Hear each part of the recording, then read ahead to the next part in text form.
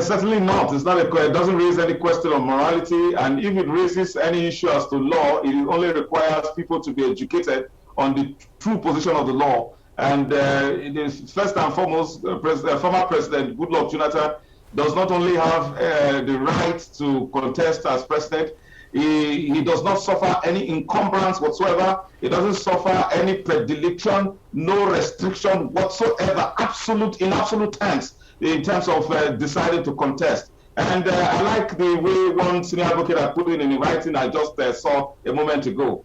President Goodluck Jonathan had acquired the right to contest to the president of Nigeria much earlier, before the enactment or the amendment of the Constitution in 2018.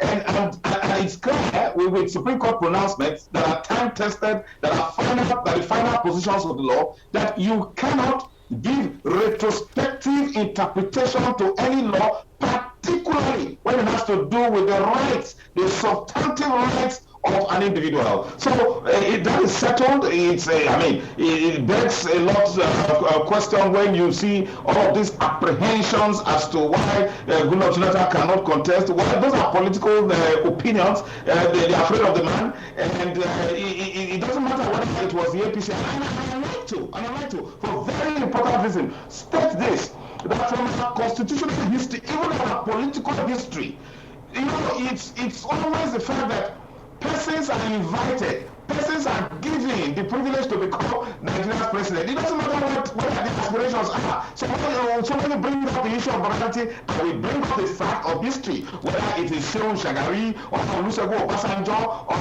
Shehu Yahya in terms of democratic dispensations, or Goodluck Jonathan, these are people that were beckoned upon by the Nigerian populace to come and lead Nigeria. So it doesn't matter if it's coming from the APC or the PDP.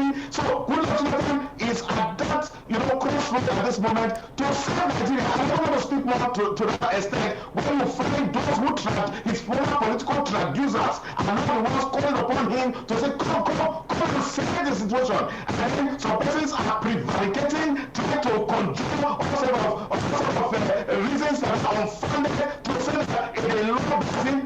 No, certainly not. Are you talking about Section 137, Section 3 of the Constitution as amended? It does not whatsoever apply to Jonathan, whether by virtue of the application of the Interpretation Act as to the canons of interpreting Nigerian laws. So the cost is clear. Goodluck Jonathan, from what he gets from the grapevine, is being pursued from all corners to come and take this position.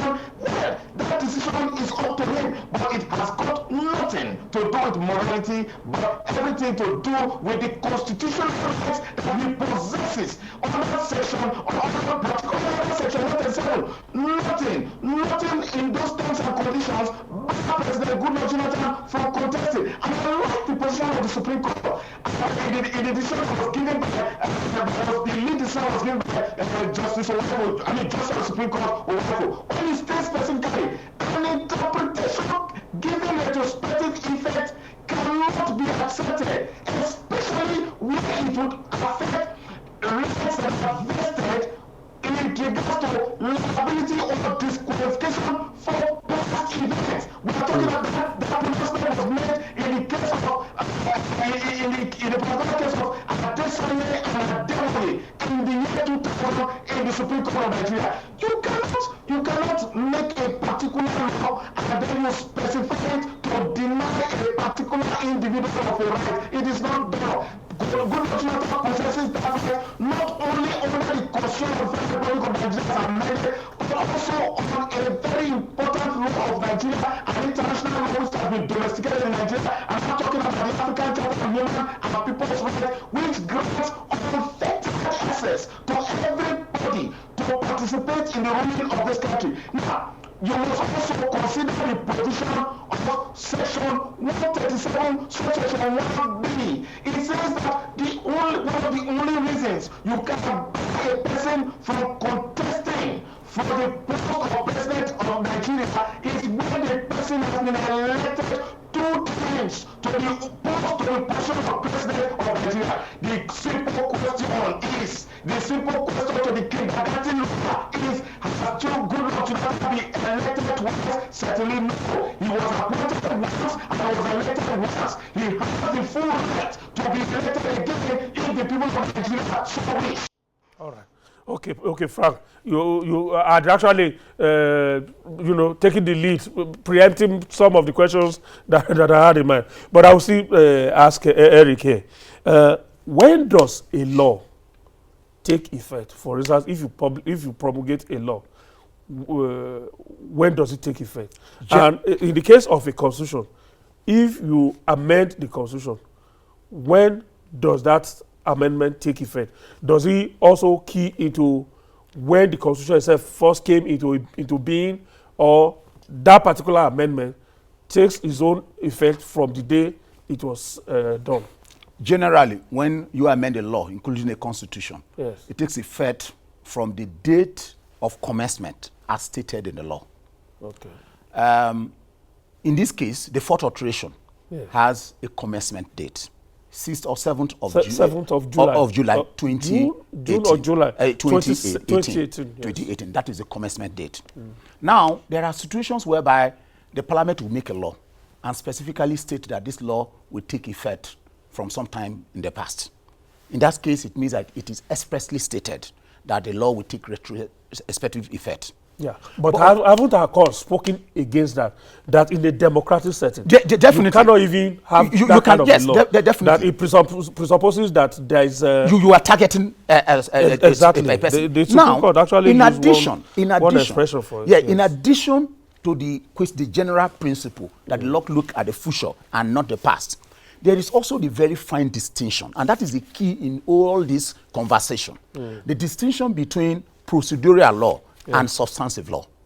Now, when it comes to procedural law, assuming that you have a case at the Supreme Court relating to the period within which to appeal from the Court of Appeal to the Supreme Court, and while that case is pending at the Supreme Court, there are some steps that you are supposed to take. You are supposed to take them within a particular period. Let's use the example of disposing of an appeal within 60 days.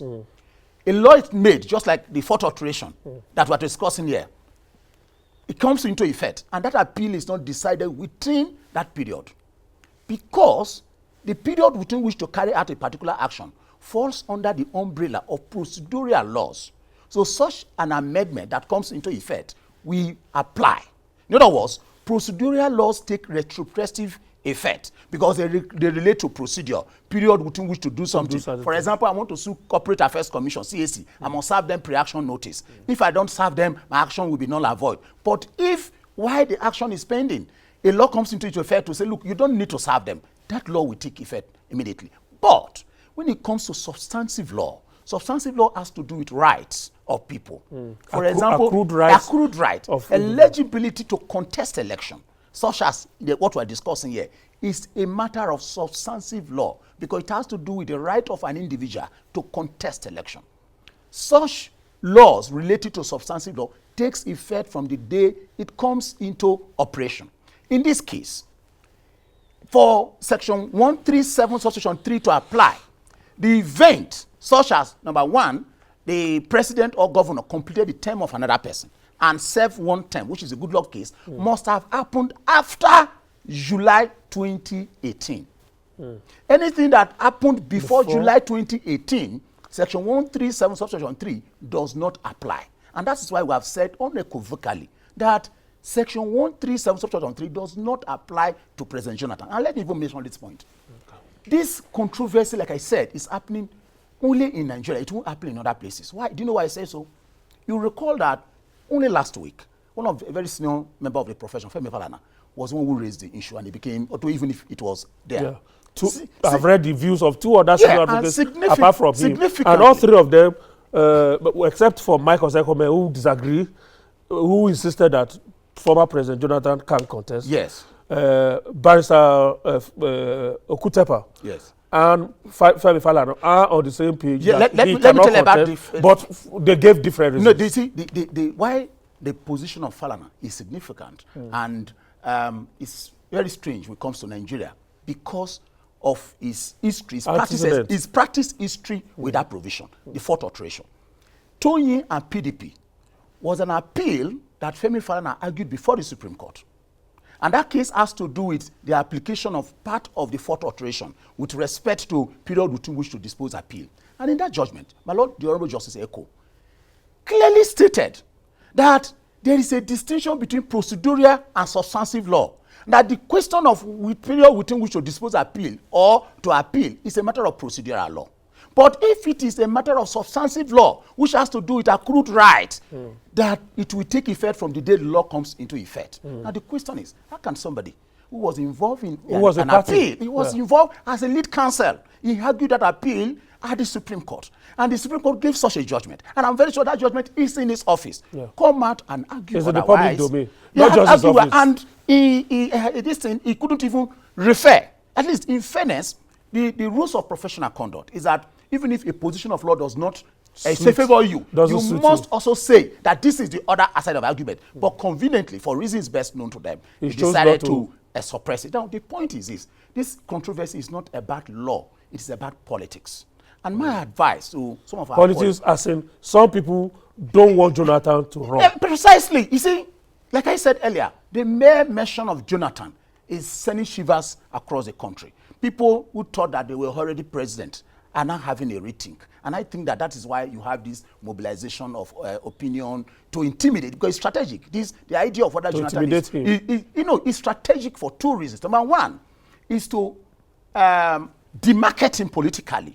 Okay. To create the impression to political parties, for assuming that a particular political party wants him as their candidate. They then begin to have that, look, this man, you want to give your ticket. Yes, he may be disqualified. It's a risk. That is the impression they want to create. Whereas there exists no such risk. So the issue here is more of politics than law. It has nothing to do with it. It's politics, strategic move to demarket Jonathan when there exists no encumbrance to his eligibility to contest.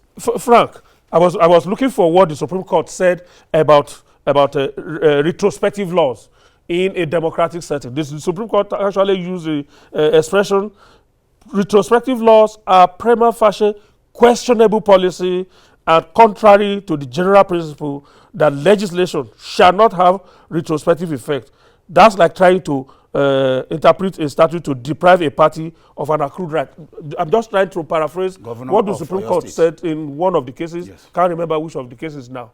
Now, can the fourth alteration that came into effect in June 2018, can it apply retroactively to an act that took place in 2010? Because it was in 2010 that Goodluck Jonathan then became president when his principal died. You see, this is a very simple and straightforward thing. Retrospective laws in the first place are considered to be criminal in setting a constitution under a democratic dispensation because they are associated with a military mentality that intends to correct something through the back door when for it to take away rights of individuals and particularly citizens to favor itself. So that's why the Supreme Court over the years has often deprecated the retroactive application of laws.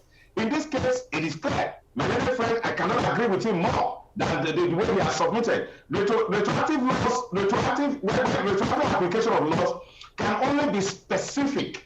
And every law that is made has what we refer to as commencement, the commencement clause. And in this case, this particular amendment with regards to section 137, subsection 3, the particular fourth alteration has a commencement date, which is different to when Goodluck Jonathan had already acquired his right. Apart from it, let us not only deal with the legal aspect. As a matter of fact, Goodluck Jonathan had that right before, and the law was not specifically meant to take away that right of Goodluck Jonathan. If Goodluck Jonathan had won in 2015, he could have also signed this law into effect. So it didn't matter. So what is important is the Supreme Court long line of cases when they made pronouncement that the application of law with respect to retroactive effect, it is only procedural, as my editor has said, and cannot be substantive. In fact, in a recent case, so that it doesn't look as if we are referring to cases that were decided by the Supreme Court in 1985 or in the year 2000, I have a particular reference to the 2020 decision that refers to the fact that I quote on the Justice of the Supreme Court. I quote, the general principle of law is that if the provision of an amendment of an enactment of substantive law, then the operation therefore cannot be retrospective. It must be prospective, according to the Supreme Court. However, if the amendment is a matter of procedure, then in that case, its operation can be retrospective. Has correctly submitted that the issue has to contest is a substantive matter. You cannot, in the middle of the game, change the law so that it will favor one party and be against another party. That is the principle of law, which says that you cannot take away substantive rights by an amendment. You can amend it, but it cannot take away rights that have already ended in the past, to which could have already passed. We know as a matter of politics that these things are coming to dissuade the leader. They may not be interested in running, but I tell you, Nigerians may not hear, and the purpose has the answer to the teething problems, to the very difficult problems of managing our diversity as Nigeria, which is the most important thing we need as a multi-faceted, as a multi-ethnic society. And it is important that we let the people know that he has 100% rights, and not only that, there is 100% nothing, absolutely nothing, stopping him from contesting if it has to do with the Constitution, it has to do with the decisions of the highest court of the land. So, Goodluck cannot be expected to some interpretation that was afraid of him to state law the way it is not in Nigeria. It's unacceptable. It's something that is not non-existent. The law says that the Supreme Court and the Constitution, they interpret law in a prospective manner and not in a retroactive manner. All right, Frank, there's still more questions to talk because we will be beaming a searchlight on the arguments advanced by the two learned senior advocates. Femi Falana raised two planks for his position. Yeah. We'll talk about the two planks. And I've read the written, well, it's not a brief as such, because nobody has hired him as a lawyer in this case. I've read the written position of Ballista Okutapa on this same issue. And he agrees with Femi Falana, but for a different reason. He's anchoring his own position on a different proposition, which I also find very interesting. Right, the program is still Jigsaw, and we're looking at a big question. Is former President Goodluck Jonathan qualified, unencumbered, to contest the 2023 presidential elections?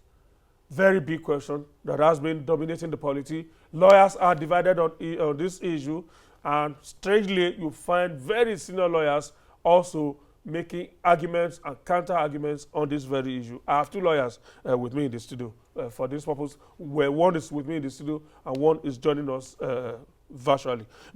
Eric, when former President Goodluck Jonathan took office in 2010, I think May or so, yes, in 2010, following the death of President Goodluck Jonathan. Yar'Adua. I'm sorry, President Umar Yar'Adua.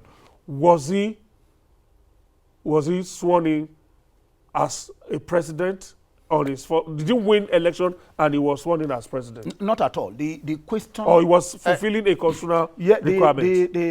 The question of the Yar'Adua's tenure that was completed by former President Jonathan, with respect to whether he completed a term, has been resolved by a court of law.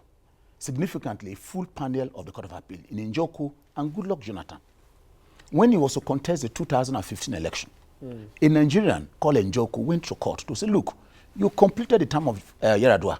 You have done one term, so you are no longer qualified under the Constitution, Section 135 or so, to contest. And the Court of Appeal said, no, that the term of Yar'Adua that he completed, he was not elected. Technically, it more or less, it was like an appointment to being the vice president to complete the term of Yar'Adua, so that you cannot take into account the term of Yar'Adua in calculating Goodluck's stay in office, because the Constitution talks of being elected. The operative word here is elected. Under this Constitution. Oh yes, to the office of the president twice. Under this Constitution. Yes. That was that.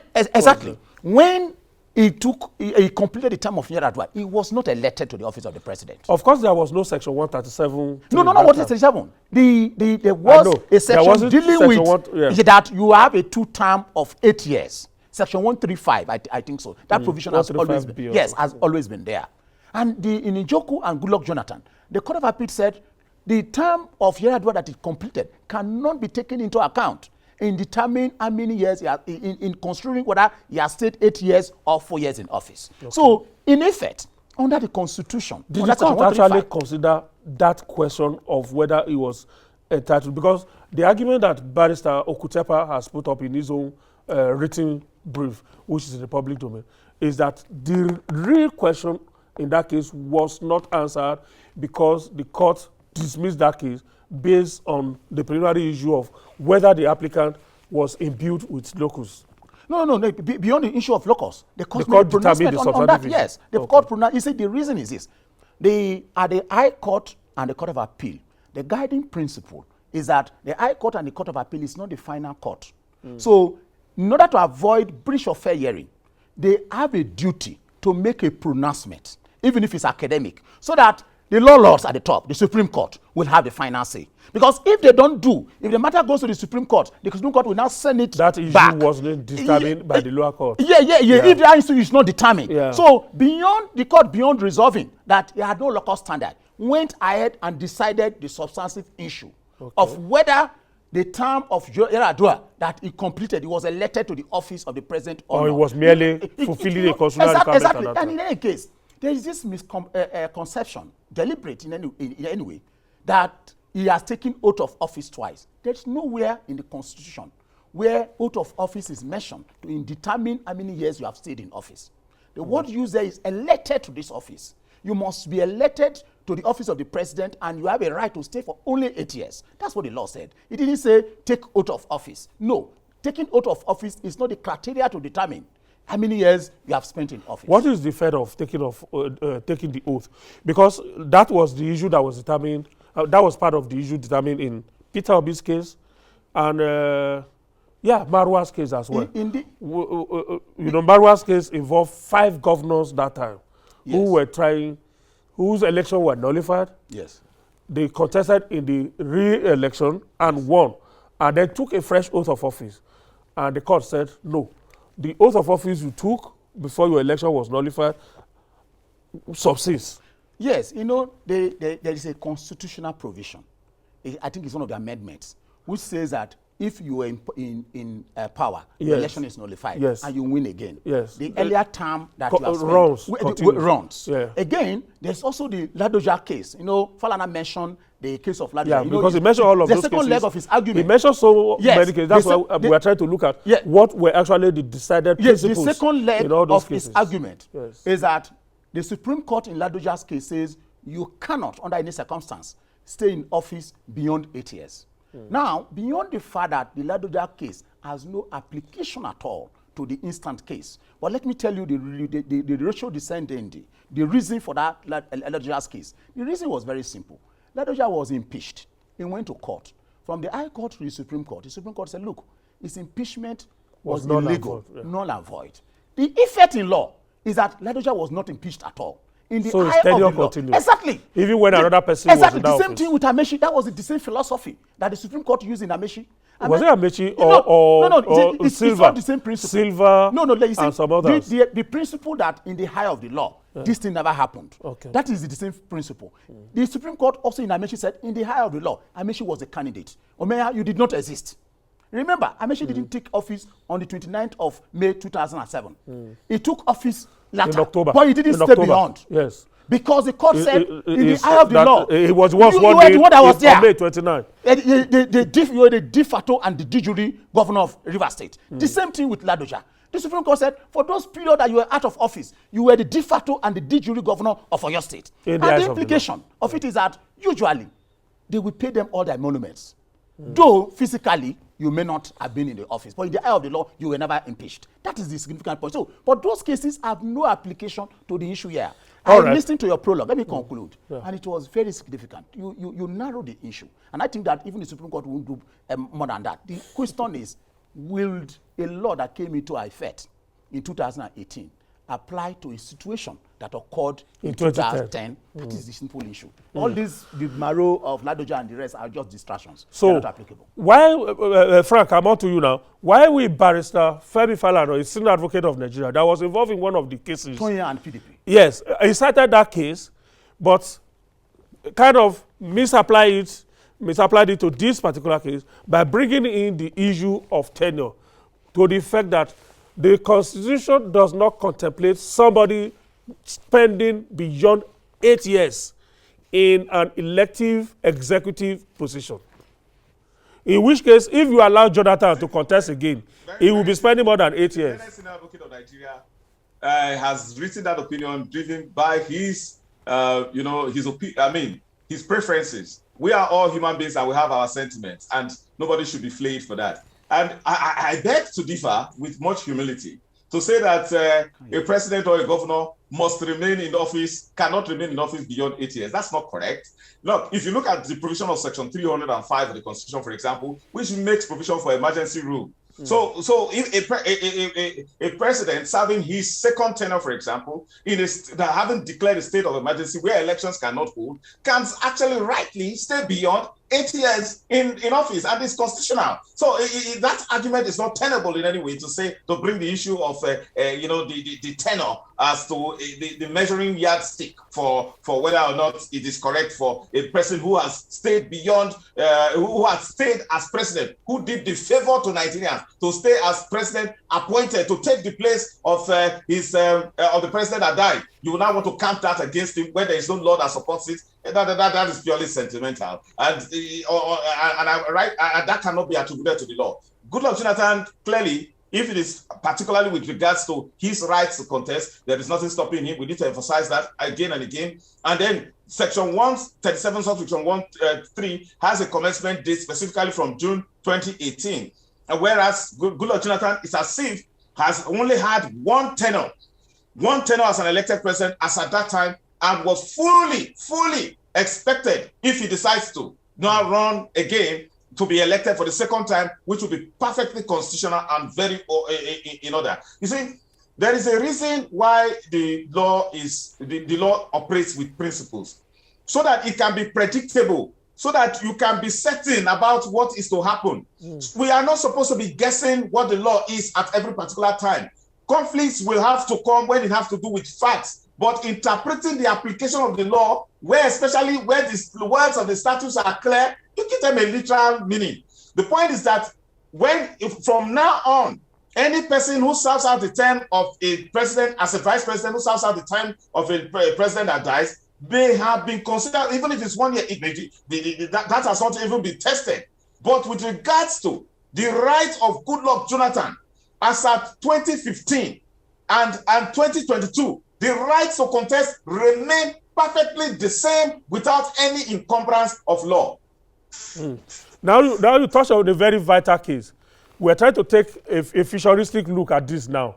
This constitutional provision that if you assume the office of your principal following either his impeachment or death, and you assume office, it then serves as your first tenure in that office. Now, in the case of, let's be hypothetical now. Let's say somebody was elected president. He has served 3 years, 10 months. Just 2 months to the end of the tenure. He is impeached or he dies. And you have another section of the Constitution that provides for that deputy to assume office in the case that person dies or is impeached. It's mandatory that this person shall assume this office. Why would I want to assume an office for 2 months which should serve as 4 years in the eyes of the law? And it's a mandatory requirement that I should do so. That is the state, that is the current state of the law. And we're not questioning it, and it is clear. If we want it changed, we'll go back and amend it. But we are in this particular discussion with regards to its application, whether it affects whether it has retroactive effect, it simply does not in any way. Unfortunately, where were we when that law was being made? For those persons who thought and hoped that they would be vice president and expect that their principal will die and then they will not be affected, they should have challenged it. But there was a mischief that the lawmakers saw that needed to be cured by this law that was made. But it was not with the intention to in any way derogate from the right of any individual who has already acquired the right to contest a second time for a second term. It does not in any way take it away. That's why the Constitution frowns against the retroactive application of laws. That's why the Supreme Court, has said, especially in several cases, that you cannot apply new laws on a retrospective basis. And in this case, Goodluck Jonathan is free absolutely from this law, which in the future you are referring to, some will regard as being unfair. But in this case, it has got nothing to do with Goodluck Jonathan. It has not taken any right away from him. He is very much in order and it's on solid ground to contest for a second term. All right. The last question I posed to Frank. Yes. It goes beyond Jonathan. Yeah, exactly. It's about the next person. Exactly. Yes. Why would I want to spend 2 months to complete the tenure of my principal, and that 2 months is regarded as 4 years for me? Well, there are two issues here, and I think it's a very significant point that you have raised. First is a question of the vice president or deputy governor taking over from the president or governor, as the case may be. Yes. I don't think that there is any constitutional discretion there. It is automatic that if, for example, a vice president dies, the president dies, yes, the vice president will take over. Yes. Now, suppose that happens just 1 month to the end of the tenure. Yes, unfortunately. And the Constitution says if I do that, that will serve as my first tenure. Yes, unfortunately, the law may look unjust, but it is a law. And part of the reason is this. The law that says you shall stay office for 2 terms of 8 years is in section 135. While the one that says that if you have completed the term of your a president, yes, then you have contested, you can only contest for 1 term. One more term. It's in section 137. Yes. If you look at section 1, if you look at the numbering, 135 comes before 137. And the principle of interpretation is that the latter provision prevails prevails over the earlier one. So the latter provision is section 137. So it prevails over that question. So somebody who finds himself in that situation cannot argue. Is the price that exactly is the price. He cannot argue that section 135 entitles me to 2 terms. No, because the latter provision, which is 137, has taken away what is in 135. And it will be his luck. Yes, that's before we move to Ballista Okutapa, one other leg of Ballista Falana's postulation, yes, is that the Constitution is one document. Yes. That the Constitution as it was in 1999 is the same Constitution as we have after the 4th alteration. Yes. Is that a correct argument? No. It depends on the context in which we are saying it. For example, you cannot say that there was section 137, subsection 3 in 1999. Exactly. You know, some people bring this argument of amendment revert back to the original position. No, it's not amendment in respect of status.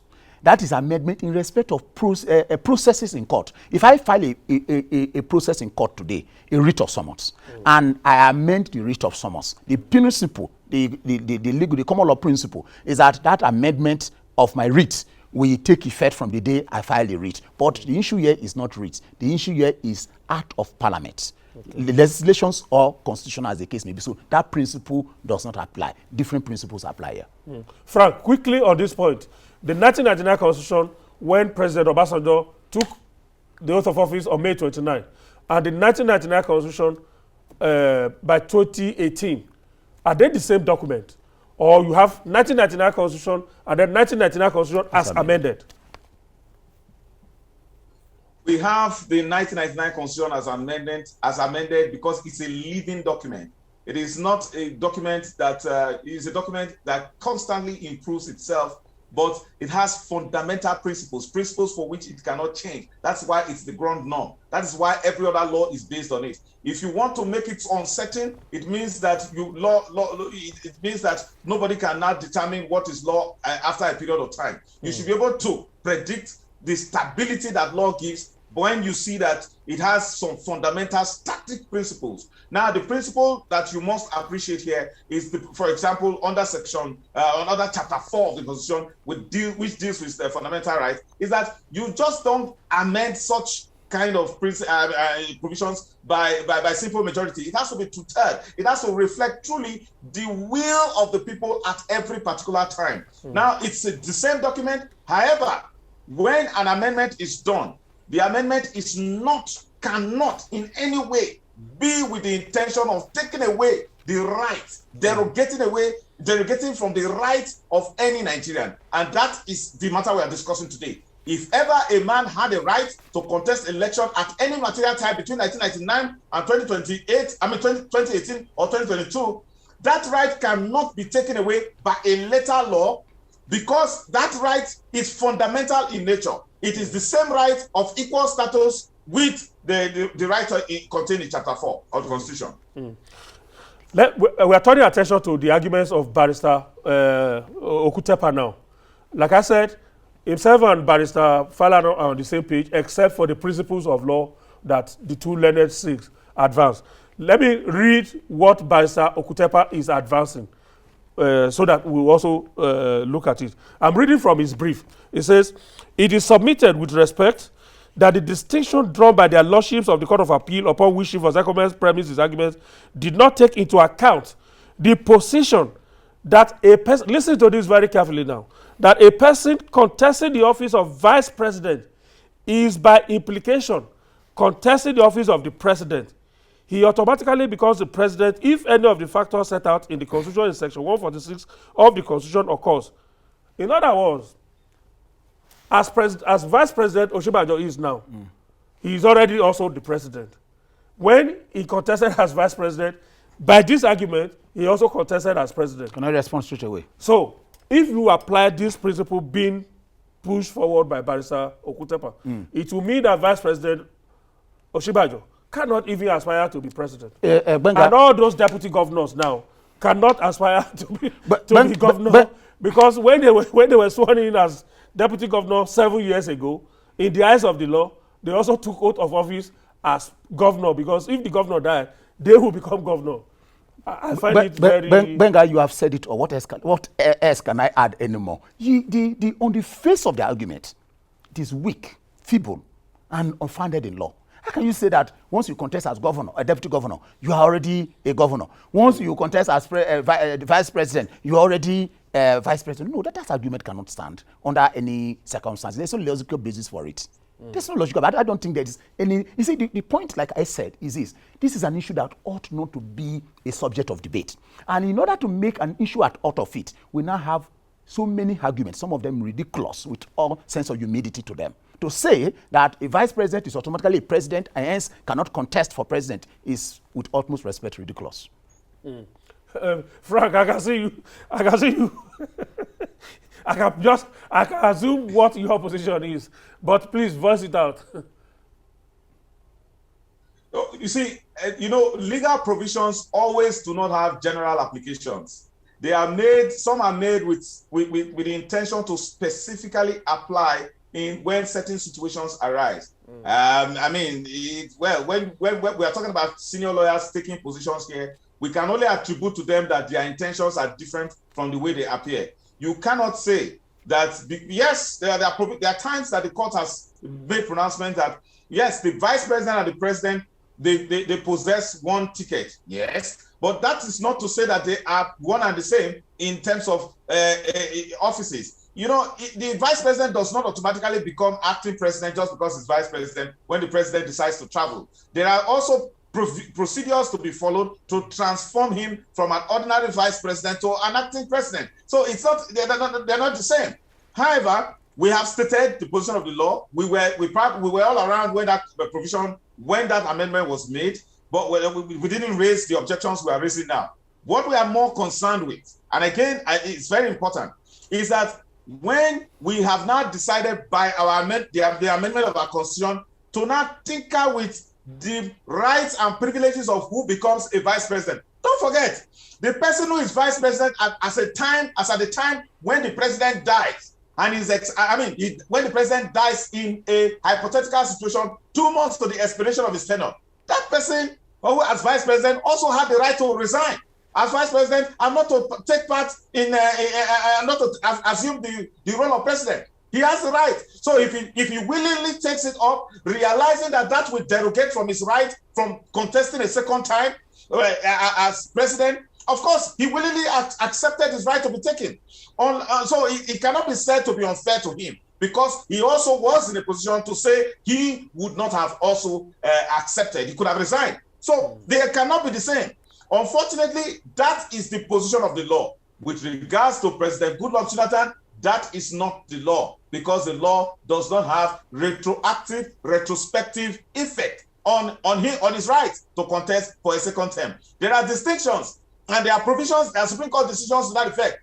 Distinctions between when a vice president assumes the role of president upon the death of the president. It is not an election. It is a mere appointment. And that is what happened to Goodluck Jonathan. He was appointed president on if you recall history, in the invocation of a certain doctrine of necessity. It was not the position of the law at that time. So this amendment was merely a response to fill in a vacuum, but never in any way from taking away from the right of the man who performed his public services very well as a vice president who took up the appointment as president when his principal died. The man has a right to contest for a second time. And we are waiting because Nigerians are calling on him, clearly, because the man has indicated unwillingness. But Nigerians are calling on him. And I want to remind him that in Nigeria, persons are beckoned upon by the powers that be, whether it is the collective leviathan of the people or the powerful unseen arm of a number of persons we don't know who possess the power to make you president. They are calling on him. It is left for him to decide whether or not to exercise his rightful right to contest in the 2023 elections. It's up to him. All right, Frank, just at the right point, because we're just at the end of the program now. So, and luckily enough for us too, we seem to have exhausted most of the vital arguments for and against the eligibility of former President Goodluck Jonathan to contest the 2023 presidential election. Thank you so much, Frank. I really appreciate your time. Thank you so much. All right. Anything to add? Yeah, thank you so much, Benga. Just a few seconds. I would like to advise our colleague lawyers that we own a duty to the Nigerian society. Being a lawyer is an office on its own, because that's why you are sworn in as a barrister and solicitor of the Supreme Court. We own a duty to Nigerians to properly inform them and not to color our legal views with political. Thanks for checking out SYMFONI on YouTube. Please be sure to subscribe and like our videos for updates.